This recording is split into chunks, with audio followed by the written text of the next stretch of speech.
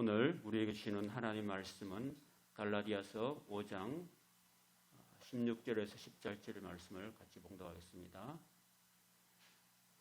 내가 이르노니 너희는 성령을 따라 행하라. 그리하면 육체의 욕심을 이루지 아니하리라. 육체의 소욕은 성령을 거스리고 성령은 육체를 거스르나니 이 둘이 서로 대적하므로 너희가 원하는 것을 하지 못하게 하려 함이니라. 너희가 만일 성령의 인도하시는 바가 되면 율법 아래에 있지 아니하리라. 아멘. 봉독하신 말씀 가지고 성령을 따라 행하라는 제목으로 하나님 말씀 전하도록 하겠습니다. 우리가 예수를 믿게 되면은 특별한 일이 우리 마음속에 일어납니다. 그동안 예수 믿지 않고 세상 가운데 살았을 때는 성령이라는 존재가 우리하고 아무 상관이 없었습니다. 그러나 이제 예수를 구주로 영접하고 난 다음에 우리 안에는 성령님이 우리 안에 들어오시게 됩니다. 그래서 우리 안에 들어오신 성령님께서 우리를 성전 삼으시고 우리가 영원한 하나님 나라 갈 때까지 우리 안에 거하시면서 함께 하시면서 우리를 천국으로 이끌어가고 계시는 것입니다. 성령님이 하시는 일이 뭐냐? 우리를 영원한 지옥이나 죄악의 삶으로 끌어가는 것이 아니라 하나님이 기뻐하신 뜻 가운데로 우리를 자꾸 이끌어 가시는 거예요. 그러니까 내 안에 있는 육체, 내가 하기 원하는 내 자신의 어떤 육체적인 그런 욕구가 있는 반면에 성령께서 계시니까 성령은 인격적인 분이신데 그 인격적인 성령님께서 내 안에 들어와 계신 거예요. 그리고 두 가지 영적 존재가 내 안에 머물게 된다는 것입니다. 그리고 내가 죽을 때까지 떠나지도 않으시는 거예요. 예수님께서는 요한복음 16장 17절에 내가 너희에게 실상을 말하는데 내가 떠나가는 것이 너희에게 유익하니라. 내가 떠나가지 아니하면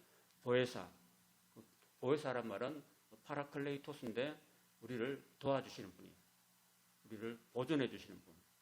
그 보혜사가 바로 성령이신데 그가 너희에게로 오시지 아니할 것이요. 내가 가면은 예수님께서 하늘로 올라가시면은 예수님께서 보혜사 성령을 우리한테로 보내주실 것이다. 그리고 우리에게 오신 성령님은 결코 우리를 떠나지도 않으시고 버리지도 아니하실 것이라고 약속하셨습니다. 그러니까 우리 마음속에는 항상 두 가지 존재가 있는 거예요. 성령이 계시고 또 내 자신, 육체라는 내 자신이 있는 것입니다. 그러면은 항상 이 둘이서 항상 싸우게 돼요. 이 둘이서 항상. 육체적인 것은 우리가 죄악이 가득 찬 본질상 죄성을 지니고 있는 내 자신과 그리고 거룩하신 하나님의 성령이 내 안에 오시기 때문에 우리는 두 가지 중에 하나를 선택해야 되는 그런 항상 죽을 때까지 그런 과정 가운데 있다는 것입니다. 내 안에 육체적인 욕망이 자꾸 나를 끌어당기고 또 한편에는 성령께서 자꾸 거룩한 의지를 가지고 너는 하나님 뜻대로 살아야 된다. 나쁜 짓을 하면 안 된다. 죄를 지면 안 된다고 자꾸 이쪽으로 끌어당겨요.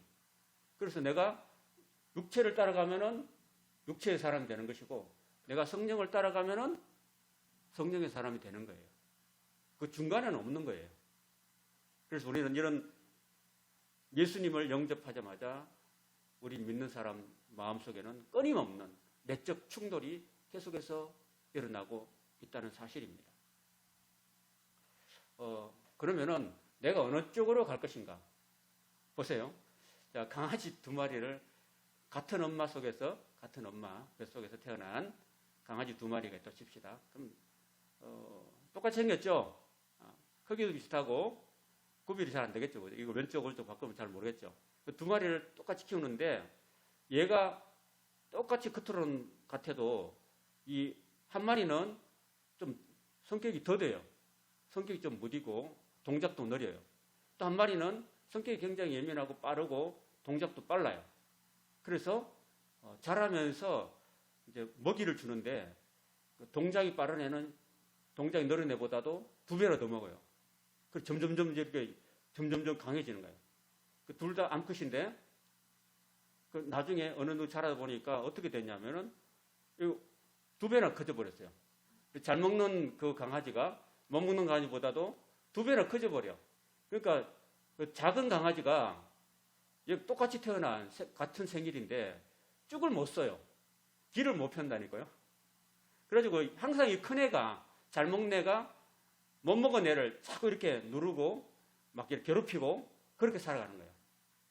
자, 제가 여러분들한테 설명을 드리기 위해서 이 강아지 이야기를 드렸는데, 저와 여러분의 마음속에 만약에 예를 들어서 내가 처음부터 막 내가 예수를 믿어도 아까 제가 2가지 존재가 있다 그랬죠.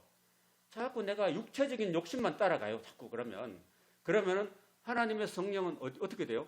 자꾸 존재감이 적어지고 해가지고 쭉도 못 쓰는 거예요. 내 안에서 아무리 힘도 발휘하지 못해요. 그런 경우랍니다. 만약에 내가 성령을, 육체의 욕심이 있지만은 내가 성령을 자꾸 따라가는, 성령이 기뻐하시는 거, 성령이 원하시는 거, 하나님이 원하시는 거, 죄를 짓지 않는 삶을 자꾸 따라가다 보면은 이게 더 커지는 거예요. 이게 내 속에서 더 커지는 거예요. 그러니까 죄는 쭉도 못 쓰는 거예요. 내 안에서.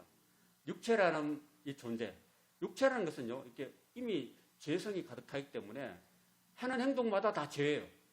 생각하는 것도 죄고, 말하는 것도 죄고, 행동하는 것도 죄요. 다 죄야. 그럼 그 죄의 요소가 확 죽어버리는 거예요.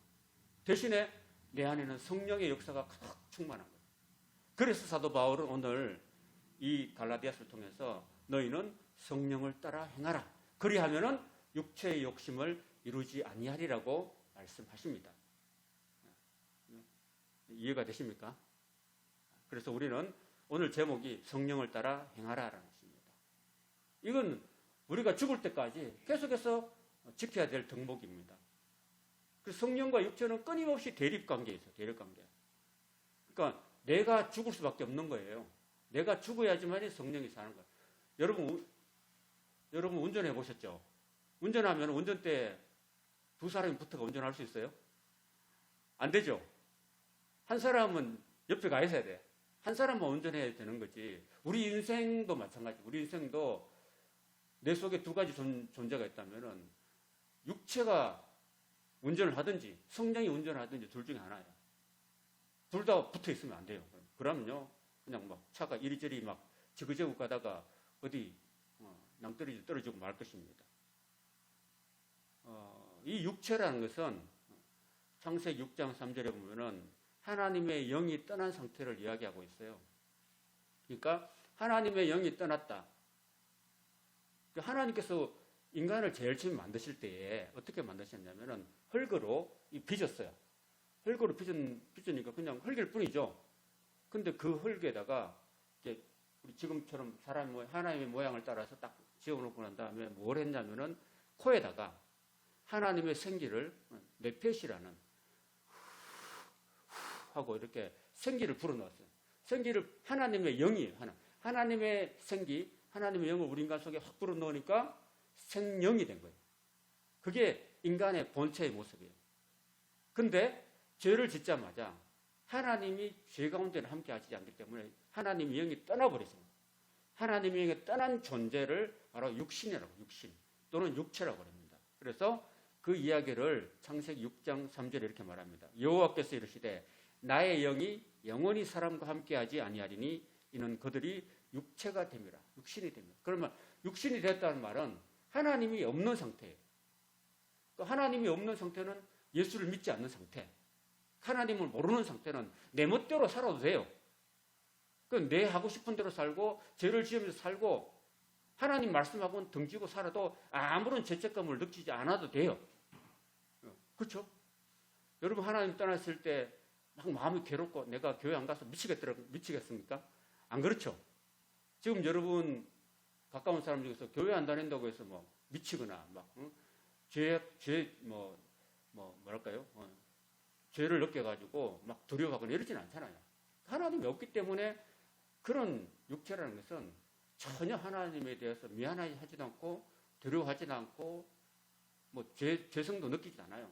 여기 아파트에 82세대가 있지만은 이 사람들이 하나님께 안 나와도 아무런 두려움 느끼지 않죠. 하나님께 안 나와도 아무런 무슨 하나님의 징벌이라든지 이런 게 오지 않잖아요. 하나님 오래 참으시는 분이니까 뭐 아이고 뭐 교회 안 나가도 하나님 안 믿어도 아무 상관이 없네 하고 다 이렇게 하나님이 마치 없는 것처럼 살아가고 있고 하나님에 대해서 전혀 두려움도 없고 죄책감도 느끼지 않고 살아가고 있는 겁니다. 그게 바로 영이 떠난 상태, 육체의 상태를 말하는 거예요. 자, 설명이 좀 어려웠나요? 어려웠어요? 이해가 되시죠? 그러니까 하나님이 없는 사람들, 그 사람 하나님이 없는 존재 자체가 바로 육체라는 거예요. 육체. 그게 바로 내 안에 있다는 거예요. 아직도. 내가 예수를 믿었지만 교회를 다니고 예배를 드리지만은 아직도 내 안에는 나라는 육체가 있어요. 자아라는 존재가 있습니다. 이거는 그대로 존재하고 있는 거예요. 그러나 이거를 따라가면 안 된다는 이야기를 하고 있는 거예요. 뭘 따라가야 된다고요? 성령을 따라가야 된다. 사도 바울도 굉장히 거룩한 분이었고 굉장히 경건한 사람이었는데도 그렇게 교회를 열심히 다니고 복음을 전하고 경건한 사도 바울임에도 불구하고 사도 바울 마음속에도 이 두 가지가 막 자기 마음속에서 막 싸우고 경쟁하는 것을 느꼈던 거예요. 그래서 로마서 7장 21절에 이렇게 말합니다. 그러므로 내가 한 법을 깨달았는데 곧 선을 행하기 원하는 나에게 악이 함께 있다. 그렇게 이야기합니다. 나는 분명히 착한 일을 하고 싶어요. 그런데 내 안에는 또 다른 내가 있어가지고 야, 그거 하지 마. 귀찮아. 힘들어. 그거 뭐하러 다른 사람도 안 하는데 왜 네가 나서냐. 이렇게 막 이야기하는 거예요. 이게 못하게 하는 거예요. 한편에는 착한 일을 하고 싶은 마음은 가득한데 또 한편에는 하지 마. 힘들어. 왜 네가 하느냐. 이렇게 막 땡기는. 그러니까 선악의 마음이 내 안에서 막 이렇게 싸우고 있는 거예요. 지금도. 그런 인간의 내적인 그런 모습을 보여주고 있습니다. 그래서 17절 같이 읽어볼까요? 오늘 본문 17절입니다. 시작. 육체의 소욕은 성령을 거스르고 성령은 육체를 거스르나니 이 둘이 서로 대적하므로 너희가 원하는 것을 하지 못하게 하려 함이라. 너희가 원하는 것은 바로 선한 의지로 사는 것, 착하게 사는 것, 하나님 뜻대로 사는 것을 우리가 못하게 만드는 거예요. 막 서로 막 땡기니까 이쪽에서 땡기고 저쪽이 땡기니까 뭐 가지를 못하는 거예요, 여러분. 보세요. 제가 이렇게 했어요. 그러면은 나는 저쪽 앞으로 가고 싶은데 만약에 김매화 성도가 여기 나와서 제 오른손을 당기고 있고 정순희 성도가 왼손을 당기고 있어. 양쪽을 당기고 있어. 난 앞으로 가고 싶은데 못 가는 거지, 그지? 못 가는 거예요, 그냥. 그럼 내가 이거 가고 싶은데 양쪽이 당기면 못 가는 거예요. 이런 것이 바로 인간 마음 상태라는 거죠. 그래서 성령의 소욕도 있고 육체의 소욕도 있다. 이 소욕, 두 가지 이 소욕이 내 속에서 막 서로 싸우고 있어. 서로 대적하고 있다는 거예요. 그래서 사도 바울은 성령과 육체의 소욕이 자신 안에서 막 싸우고 있다는 것을 직접 경험한 거죠. 그래서 이 경험을 어떻게 이야기하냐면은 로마서 7장 22절에서 23절에 보면 내 속사람으로는 하나님의 법을 절구하되 내 지체 속에서 한 다른 법이 내 마음의 법과 싸워서 내 지체 속에 있는 죄의 법으로 나를 사로잡아 오는 것을 보는도다. 그래서 아이고 하면서 막 신음을 하고 있어요. 오라 나는 공고한 사람이로다. 이 사망의 몸에서 누가 나를 건져내겠느냐. 이쪽에 당기고 이쪽에 당기는데 내가 미치겠다. 이렇게 이야기하고 있는 거예요. 사도 바울이. 근데 그렇지만은 아까 제가 강아지 이야기 들었잖아요. 그러니까 한쪽을 택해야 되는 거예요. 한쪽은 죽이고 한쪽은 택해야 되는데 우리가 육체의 소욕을 죽이고 만약에 성령을 따라가면은 성령의 인도하시는 바가 되면은 죄의 율법 아래 있지 않게 된다는 겁니다. 그러니까 우리는 끊임없이 신앙이라는 것은 내적인 싸움. 주중에서 여러분 진짜로 하고 싶은 게 뭘까요, 여러분?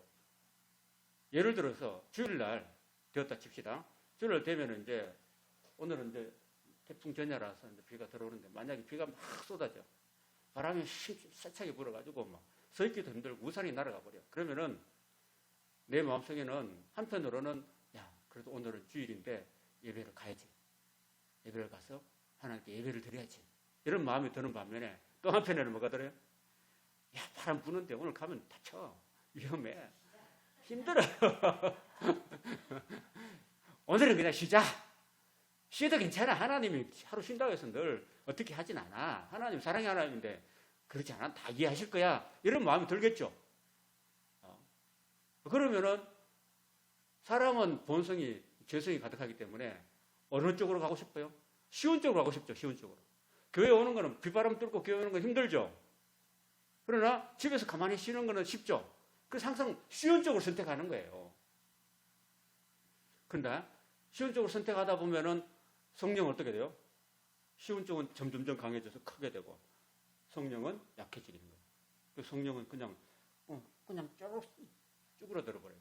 이런 모습이 된다는 거예요. 그러나 우리가 힘들어도 만일 성령을 택하면은 성령이 기뻐하시는 대로 택하면은 성령이 인도하시는 바가 되면은 이제는 그 죄에서 벗어난다. 율법 아래 있지 않다는 거예요. 그렇게 된다는 거예요. 우리가. 그래서 여러분 한번 경험해 보세요.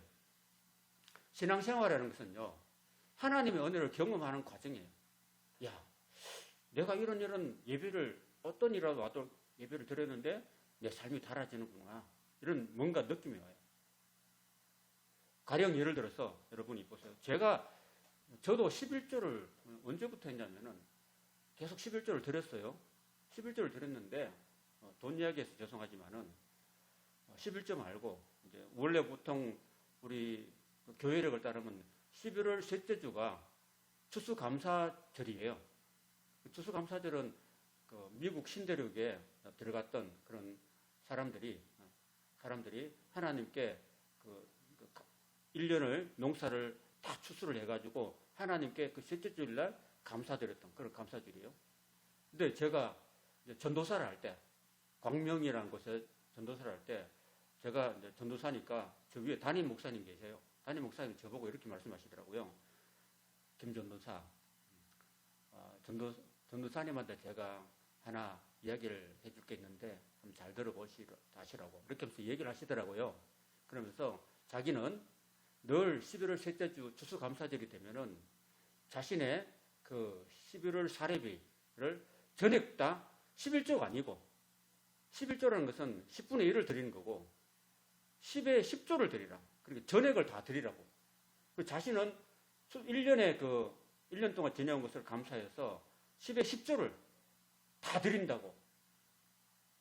그런데 하나님은 10에 10조 이상으로 나한테 채워주시더라고. 이렇게 얘기를 하시더라고요. 그때 제가 정확하게 얼마를 받았냐면은 80만 원을 받았어요. 그때. 제가 사례비를 80만 원을 받았어요. 그때 당시에. 80만 원을 받았는데, 그리고 그 외에는 수입이 없어요. 저희 딸이 그때 어린 애기였고, 그리고 둘째가 아주 갓 태어난 애기였어요. 그러니까 우리 사모가 아무 일도 아예 안 했던 상태예요. 그리고 수입이라는 것은 아무것도 없었어요. 진짜. 월급 받는 게 다였어요. 사례비. 근데 그거를 11월 셋째 주일에 제가 다 드렸어요. 목사님 말씀 순종해가지고 다 드렸어요. 어떤 일이 있었을까요? 그 다음 제가 어떻게 살았을까요? 다 드렸고 없는데 그 교회에서 환불해 주는 것도 아니에요. 하나님 경험한 거를 환불해 주는 것도 아닌데 어떻게 살았을까? 그때 당시에 저희가 살았던 사택이 교회 바로 뒤편이었어요. 뒤편이었는데 70평이 되는 큰 옛날 집이었는데 거기는 옛날 집이어서 큰 감나무가 있고 그 다음에 우리는 그 반쪽에가 한쪽에는 다른 사람이 살고 또 방 두 칸에다가 우리가 살았어요. 그 아기를 키우고 바람이 너무 위풍이 세가지고 천정을 전체다가 이렇게 밀봉해 놓은 상태였어요. 그리고 너무 바람이 세가지고 추웠어요. 굉장히. 그리고 천정에는 쥐들이 막 밤마다 쥐들이 막 다다다다닥 다니는 그런 집이었어요. 우리 큰애가 추워가지고 큰애가 그때 한 5살 정도 됐나? 6살 정도 됐는데 아빠 우리 따뜻한 집으로 가고 싶어요. 아파트로 가고 싶어요. 그랬어요. 그때 당시에는. 그래서 그런 상황이었다는 겁니다. 그런데 그때 아무것도 없이 이제 돈을 다 들이고 난 다음에 11월 달 말하고 12월 달 어떻게 살았냐면은 하나님 은혜로 좀 살았어요. 살고 난 다음에 1월 달에 목사님께서 저를 김 전도사, 이제 당신이 이제 목사 안수를 받았으니까 내가 다른 교회를 소개시켜 줄게 하고 안양에 있는 다른 교회로 저를 부목사로 보내줬어요. 그 딱 보내줬어요. 그러니까 한 달 열흘 정도 지나서 딱 보내주신 거예요. 보내주고 난 다음에 거기서는 제가 사례비를 얼마 받았을까요? 80만 원 받던 전도사가 얼마를 받았을까요? 거의 도서비 포함해가지고요 200만 원 가까이 받았어요. 많죠? 그리고 그토록 우리 딸이 원했던 아파트를 비록 엘리베이터가 없는 6층이었습니다. 4층이 빠졌으니까 5층이겠죠. 5층이 4층은 없더라고요. 이상하게 죽을 샀단지 하여튼 4층을 빼고 4층이 5층이야. 5층이 6층이에요. 그 아파트에 갔어요. 그 이사를 갔어요. 그러고 난 다음에 뭐 생활적으로는 하나님께서 막 2배 가까이 넘게 채워주시더라고요. 그리고 집도 따뜻하고 비록 막 걸어서 올라가야 되지만 그때는 젊었으니까 무릎도 좋았고 아무 상관도 없어요. 그래서 거기서 약 2년 동안에 이렇게 풍성하게 생활을 했었습니다. 그런 걸 보면서 제가 삶에 느꼈어요. 아, 이게 우리가 인간적으로 따지면은 80만 원을 헌금한다는 게 생활비 전체를 헌금한다는 게 굉장히 대책이 없는 일이잖아요. 그러나 하나님은 만월이 여김을 받으시 않았고 내가 순종하고 드리면은 하나님은 얼마든지 채워주실 분이다 라는 것을 항상 느끼고 삽니다. 그 이후로 제주도에 빈손으로 왔어요. 제주도에 예비씨만 제주도에 태어나고 나머지는 다 제주도로 4인 식구가 내려왔는데 그냥 빈손으로 내려오듯이 해가지고 살았는데 하나님께서 이 교회를 이렇게 주시고 그 다음에 비록 이제 처음에는 여러 가지 어려움이 많았지만 지금까지도 하나님께서는 이런저런 후원자를 통해서 지금까지 계속해서 우리로 먹여주시고 입혀주시고 자녀들을 다 케어해 주시고 벌써 제주대학교 졸업하고 임용고시를 준비하고 있는 중이고 우리 둘째는 또 대학교 3학년에서 하나님께서 등록금도 뭐 생활비도 이런저런 장학금을 통해 다 채워주시고 막내도 지금 이제 고등학교 1학년이지만은 열심히 다른 집 아이들은 해라고 해도 안 하는데 하지 말라고 해도 계속 지가 열심히 하고 새벽 2시까지 이렇게 하고 있습니다. 그러니까 이 모든 일들이 다 하나님의 도우심과 은혜가 있다는 거죠. 내가 순종하고 나가면. 내가 성령 쪽에 서면은 내가 하나님 뜻대로 살겠다고 결단하고 내가 육체의 욕심을 안 따라가면은 하나님이 얼마든지 도와주시고 채워주시는 은혜가 있다는 거예요. 그러니까 여러분들 겁내지 말고 순종해 보세요. 순종하면은 기적이 일어나요.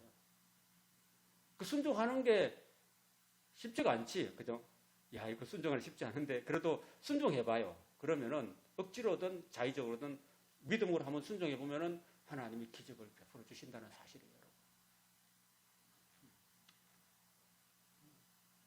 그거를 제가 담대하게 확실하게 여러분에게 말씀드릴 수가 있습니다. 자, 육체의 일은 참 많아요. 사도 바울 이야기는 육체의 일은 분명하다, 많다, 분명하다. 곧 음행과 더러운 것과 호색 이런 것들은 성적인 죄예요. 그 우리가 이런 성적인 그 죄를 따라가면 안 돼요. 이 성적인 죄는 남자가 약해요, 여자가 약해요? 남자가 약하겠죠, 아무래도. 그래서 이 성적인 죄를 따라가면 여자도 마찬가지예요. 이건 다 이렇게 안 돼요. 이런 거 따라가면은.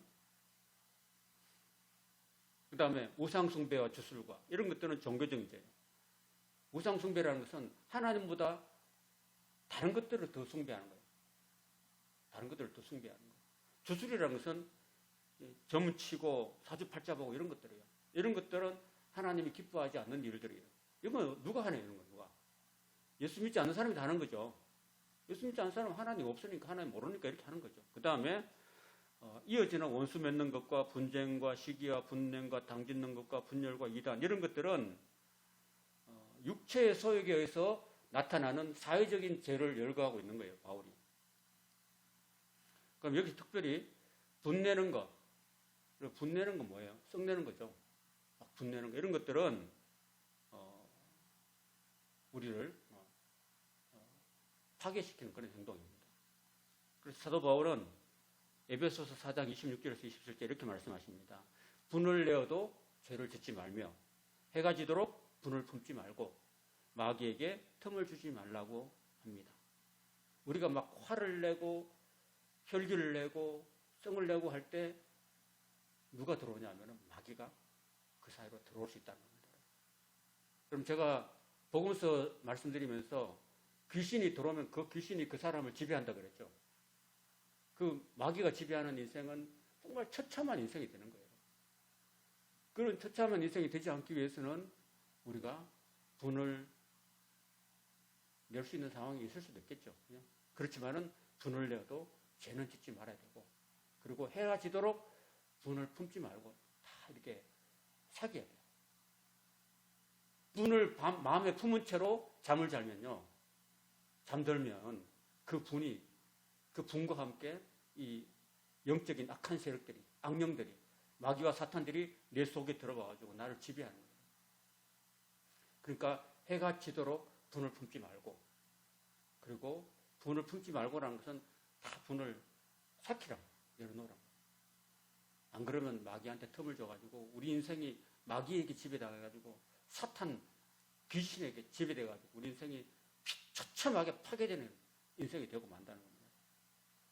그래서 사도 야고보서, 예수님의 동생 야고보는 야고보서 1장 20절에 사람의 썩내는 것이 하나님의 의를 이루지 못한다고 이렇게 또 경고하고 있습니다. 우리가 살다 보면은 우리가 너무나 쉽게 짓는 죄가 바로 썩내는 거, 분내는 거, 화내는 거잖아요. 앞에서 운전하다가 누가 갑자기 확 깜빡이 안 넣고 들어오면 하고 막 이렇게 입에서 막 화를 낼 수 있겠죠, 그죠? 그런 것들도 우리가 교회를 다니면은 내 속에 성령이 계셔요. 내 속에 성령이 계시면은 그런 일이 있더라도 항상 방어 운전을 하고 그런 일이 있을 수 있잖아요, 그죠? 아침에 출근길에 막 바쁘니까 좀 제발 한 10분 빨리 나가지. 괜히 10분 늦게 나가가지고 또 막 가스 페달 밟고 하다 보면 그런 일이 생길 수도 있잖아요. 그런데 그가 갑자기 막 중간에서 팍 끼어들어 얼마나 놀라요. 그냥 자동차가 종이도 아니고 부딪히면 막 큰 사고가 인명과 생명이 위험한데 그런 일이 있으니까 분이 날 수도 있겠죠. 그렇지만은 그런 것도 운전하기 전에 하나님, 내가 오늘 운전합니다. 운전할 때 하나님께서 제 마음을 평안하게 해주시고 항상 안전운전할 수 있도록 해주시고 또 방어 운전을 할 수 있게 해주시고 이렇게 기도하시고 이렇게 운전을 하시면은 그렇게 확 끼어들더라도 용서할 수 있고 또 괜히 남이 잘못해가지고 내가 썩내면 안 되잖아요, 그죠? 내가 잘못해서 썩내는 건 몰라도 남이 나한테 잘못해서 썩내면 그런 거 안 되잖아요. 이런 것들 생활 속에서 사회생활 속에서 일어나는 이런 죄들이 많은데 그런 것도 우리가 기도하면은 그것도 용서가 가능한 거예요.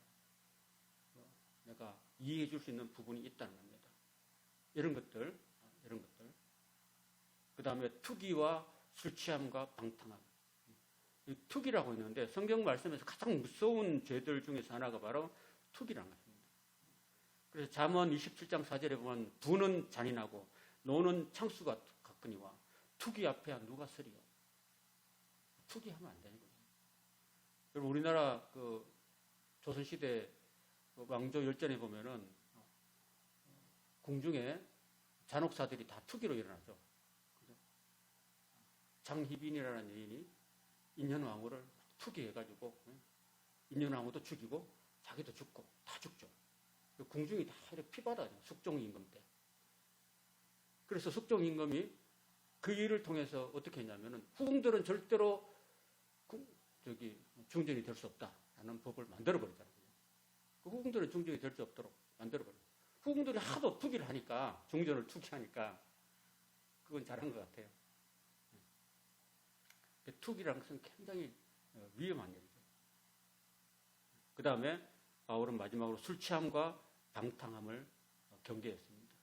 술 취하고 방탕한 것은 그냥 자신을 내버리는 거죠. 술 취하고 방탕하고 이런 것들은 자신을 내버린 겁니다. 무절제한 거죠. 이런 것들이 다 육체를 따라가는 사람들이 짓는 그런 허물이나 잘못입니다. 자, 중요한 거는 이런 육체에 속해가지고 육체를 따라가는 결과가 뭐냐면은 한번 따라해 볼까요? 하나님의 나라를 유업으로 받지 못할 것이요. 그렇습니다. 결국은 육체를 따라가는 사람들은 하나님의 나라를 유업으로 받지 못한다. 무서운 말씀이죠. 그래서 결론은 뭐냐? 우리는 성령을 따라가야 된다. 자, 말씀을 다시 정리합니다. 자, 예수 믿는 사람, 우리 안에는 성령이 들어와 계신다 그랬죠? 뿐만 아니라 내 자신의 육체의 욕심도 있다고 그랬죠? 그래서 이 육체의 욕심과 성령의 욕심이 둘이서 서로 막 대적하고 싸워서 나를 잡아당긴다는 거죠. 그러니까 나는 한쪽으로 가야 돼요. 이쪽으로 하면 이쪽을 치우고 이쪽을 따라가야 되는 거예요. 이쪽을 치우고 이쪽을 따라가는 둘 중에 하나예요.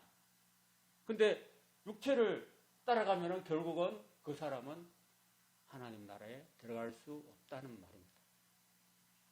죄를 짓고 방탕하고 술 취하고 투기하고 분열하고 우상숭배하고 주술에 사로잡혀 있고 원수를 맺고 분쟁과 시기와 분냄과 당짓는 것과 분열함과 이단과 그리고 음행과 더러움과 호색 이런 것들을 하는 사람이 어떻게 하나님 나라에 들어갈 수 있겠어요? 안 그래요?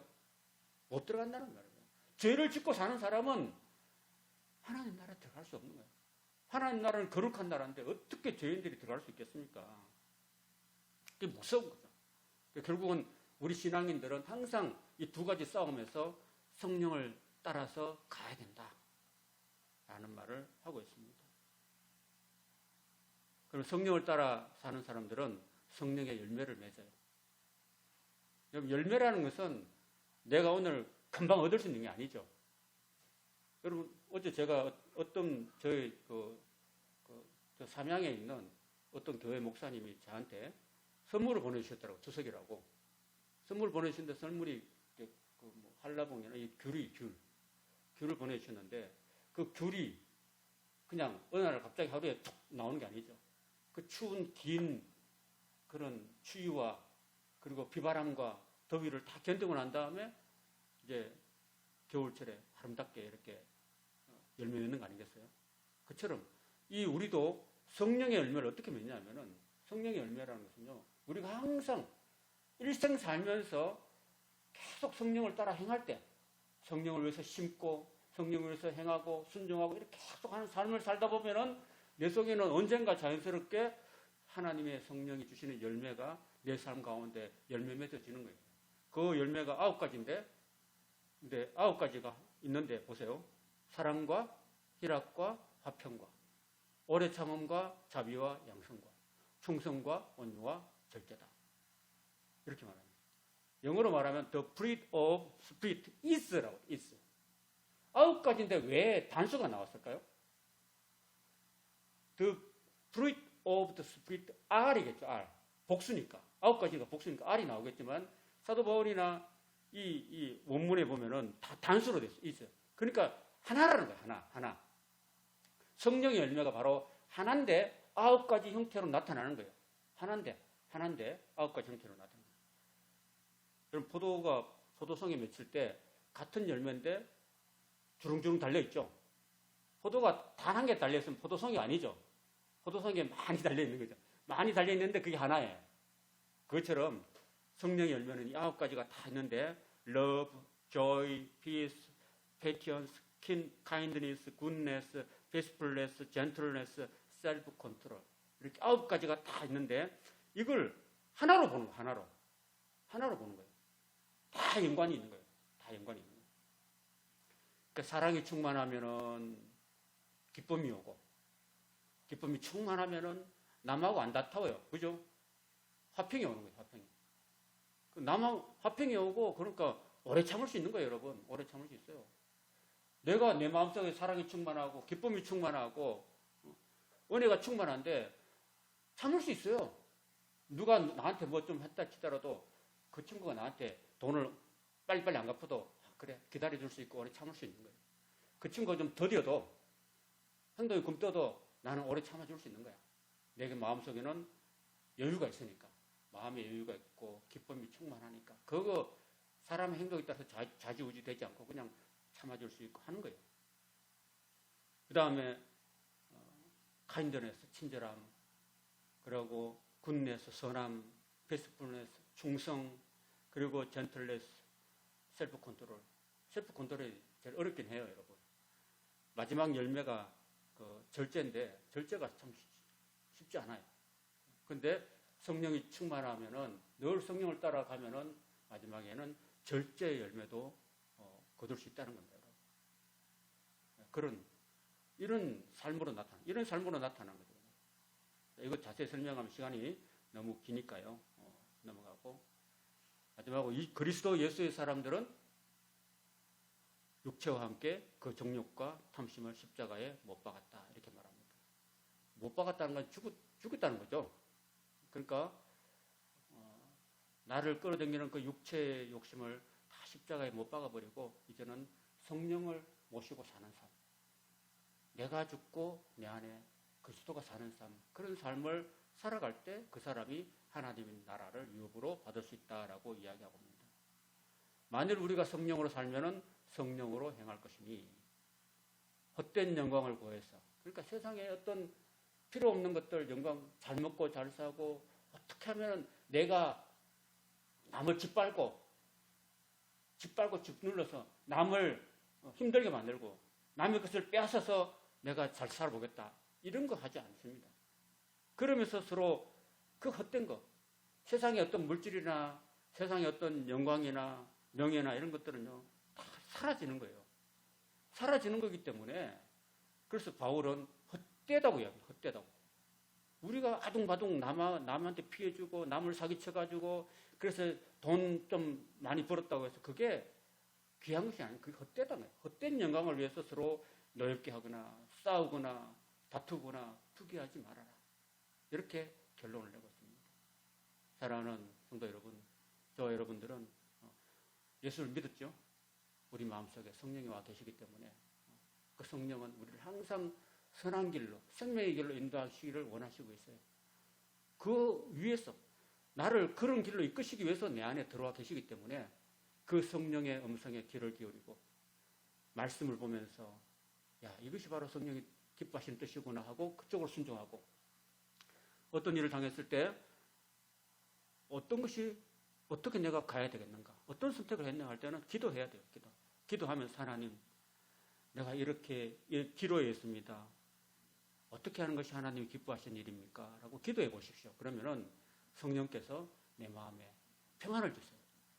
기도할 때 평안을 주신다니까요. 평안을 주시니까 그 평안한 길로 가면 되는 거예요. 그리고 잘 모를 때는 또 성경 말씀을 읽고, 말씀 속에서 하나님이 내 길을 가르쳐 주시는 거예요.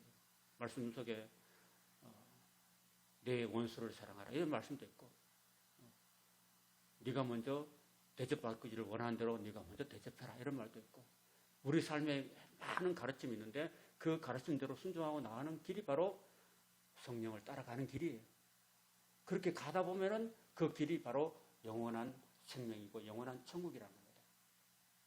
그런 길로 가셔서 영원한 하나님 나라를 유업으로 받는 사랑하는 우리 성도님들 다 되시기를 주님의 이름으로 축원드립니다. 아멘.